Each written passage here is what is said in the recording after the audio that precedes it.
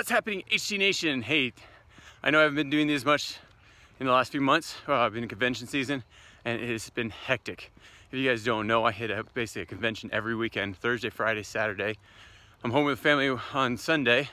I get home Monday, I'm usually putting things together. Tuesday and Wednesday, I'm putting out fires.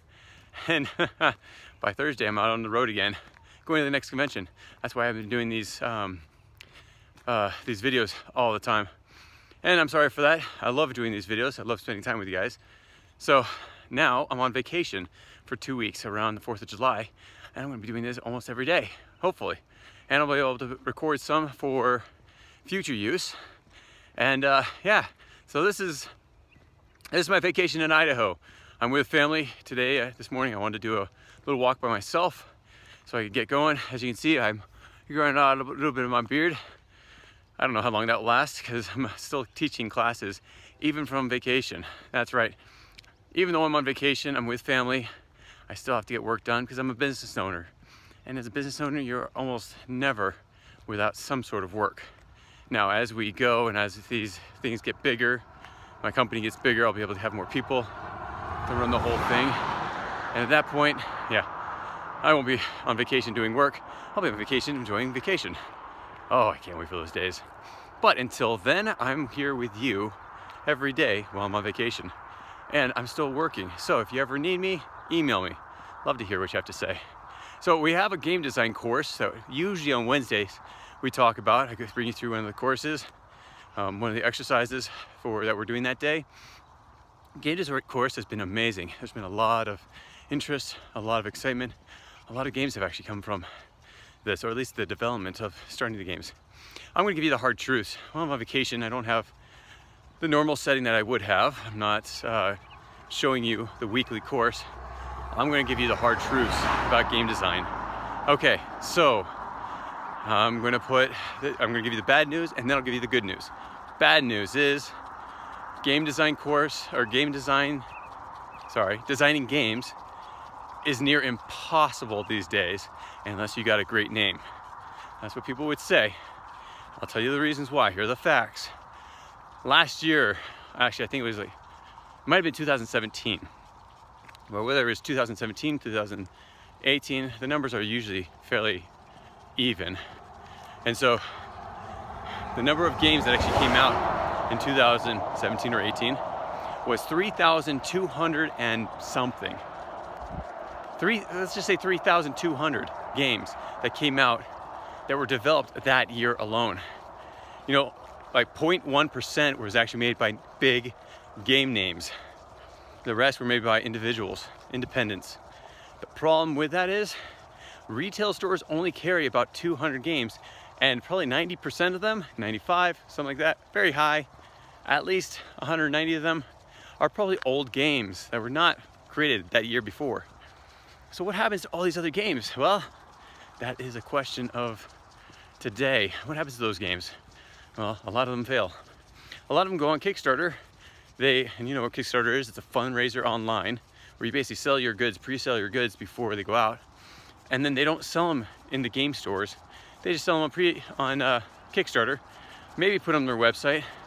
And after they're sold at Kickstarter, they go on to the next game. And that's a really bad business plan because you're not supporting the people that buy them. Yeah, you're giving them new games, that's great, but there's no community behind it.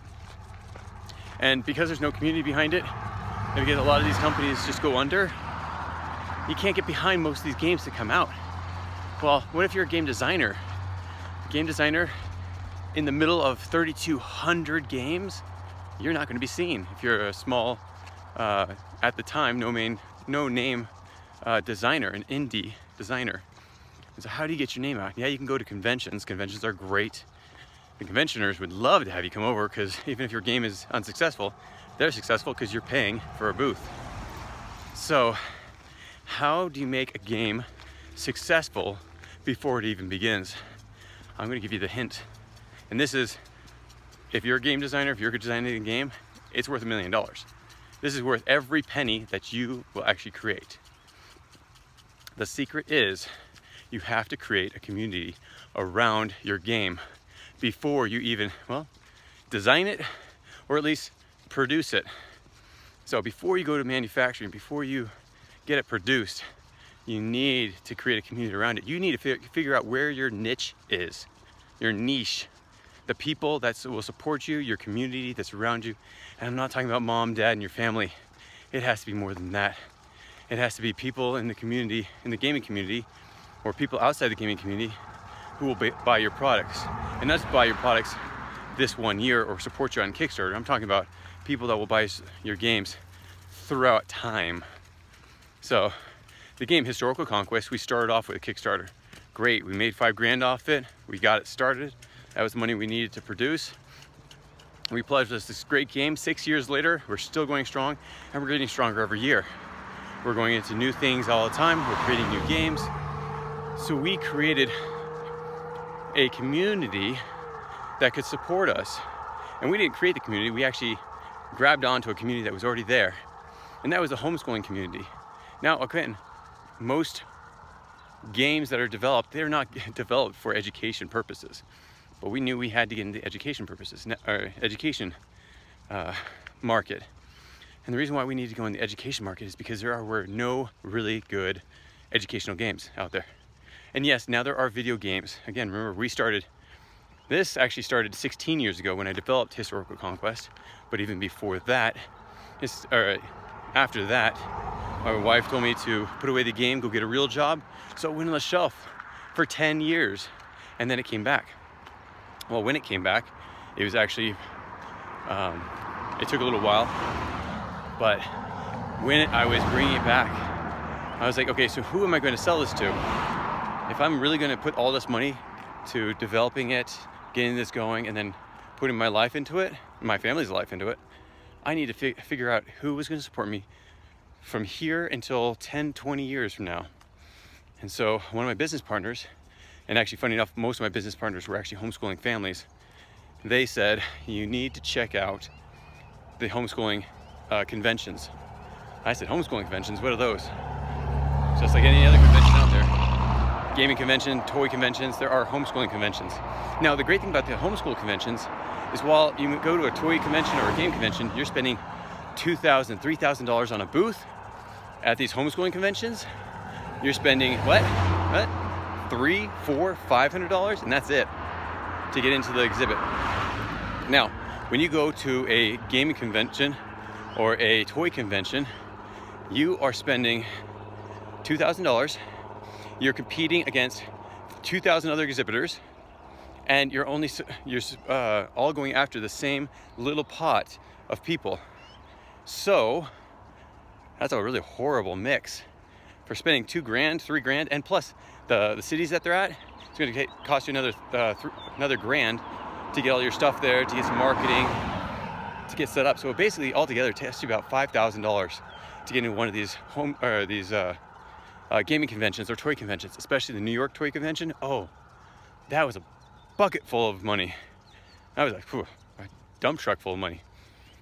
And at the time, I didn't really have the money to do it. And come to find out, it was not the niche I was looking for. I wasn't looking for toy stores to carry Historical Conquest. Now, toy stores have been there, and I have some great retailers, but most of the retailers that we have found us. So when it comes to game development, you need to find a community that's going to basically buy your product for the next 20 years. That is different than everyone else.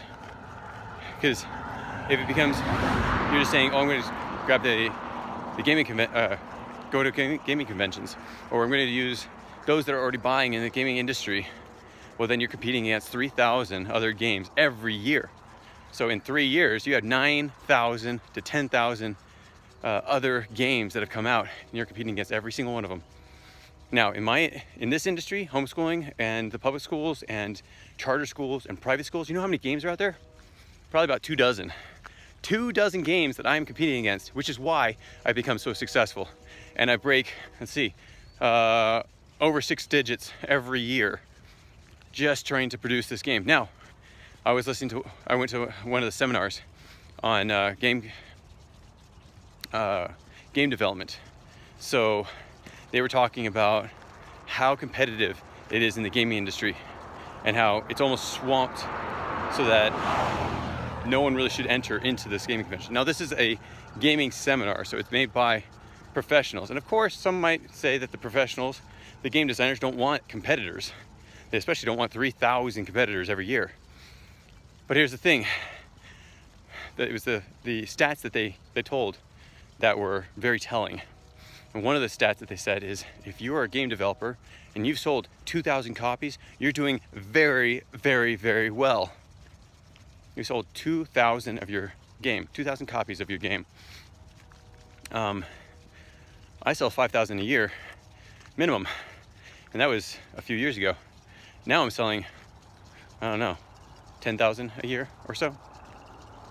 I've sold 30,000 copies of Historical Conquest. Now, this is not to boast, but it means that we're doing very, very, very, very, very, very, very, very well. And the reason for that is not because we are smarter than everyone else. It's not because, I mean, some may say that we have a game that's like average. I love the game. I have thousands of people that love the game. But it may not be just that. It's the fact that I found a niche that would support me, a community that would support my ideas and my game. And because I did that, I became successful. So find your community, find your niche. If you're creating a game, find people that will support it for years down the line. Because you don't want to create a game every year to create a new game. Now, we continue to develop expansions to Historical Conquest, and we do develop other games, but it's not to support Historical Conquest. Historical Conquest basically sits by itself and continues to expand itself and bring in new people all the time. Thousands of people every year. And so this is where we get to a point where I could actually just stop development, sit back and sell what we have, and still bring in a good amount of money because my community supports me. And I am so deeply, deeply indebted to them, which is why I'm so loyal to the homeschooling realm, because that's where we started. And now we're going into the public, private, and charter schools as well. And so as we get them going, I'll also be very loyal and supportive to them, because it's also that loyalty that they are looking for. They want companies that will support them, their community, and will be there for years on down the line. We have one competitor that was fairly strong, called Constitution Quest. Problem was, they're in some stores right now, but you don't see them anywhere. They don't go to homeschooling conventions. People barely talk about it anymore. It's been 6 years, and I don't know where they are anymore. They actually had a big box store sell them for 1 year, and they're gone. They were never put back in. I mean, what happened? Well, we're still here. Very, very loyal, very supportive, and successful because we've done that. So when you're developing a game, consider these things. Create a community, become very loyal to it, and be there for them. So thanks so much for joining me on this whatever Wednesday, Game Design Wednesday, whatever you like to call it. We'll call it Game Design Wednesday because I'm still talking about the game design course. And if you haven't signed up for the game design course, please join it. People ask me all the time, oh, where's your connections for China? Where's the ones in the United States? Where's all the ones, people that you use? It's like, great, join my community. I will tell you exactly what we do when you join our community. Because this is a great asset that it's, so let's see, 16 years that I've developed this. And I'd love to give it out to everyone and give it out for free.